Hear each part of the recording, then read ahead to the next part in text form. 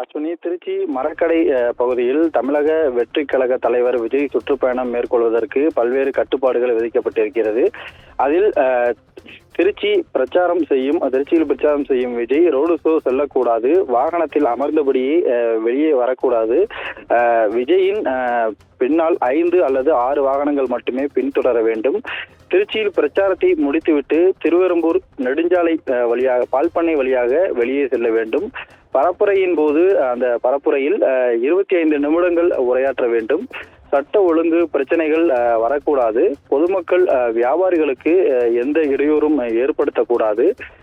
அந்த பிரச்சாரத்திற்கு வரும் பொழுது பட்டாசு வெடிக்கக்கூடாது. பிரச்சார பயணத்திற்கு வரும் தொண்டர்கள் அங்கு வாகனங்களை நிறுத்தக்கூடாது. அனுமதியின்றி பேனர்கள் வைக்கக்கூடாது உள்ளிட்ட 23 நிபந்தனைகள் விதிக்கப்பட்டு திருச்சியில் விஜய் பிரச்சார பயணம் மேற்கொள்வதற்காக திருச்சி மாநகர போலீசார் அனுமதியை அளித்திருக்கின்றனர். தொடர்ந்து திருச்சி காந்தி மார்க்கெட் பகுதியில் விஜய் நின்று அங்கு திறந்த வெளி வேனில் நின்று அவர் பிரச்சார பயணத்தை மேற்கொள்கிறார்.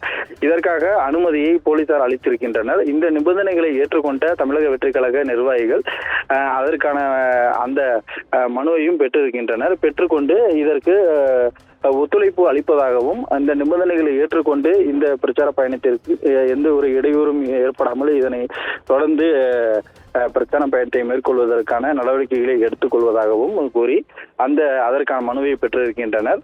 தொடர்ந்து திருச்சியில் பிரச்சார பயணம் மேற்கொள்வதற்காக வருகின்ற 13ஆம் தேதி தமிழக வெற்றி கழக தலைவர் விஜய் வரவுள்ள நிலையில் அதற்கான அனுமதியினை தமிழக வெற்றி கழகத்தினர் பெற்றுக் கொண்டிருக்கின்றனர்.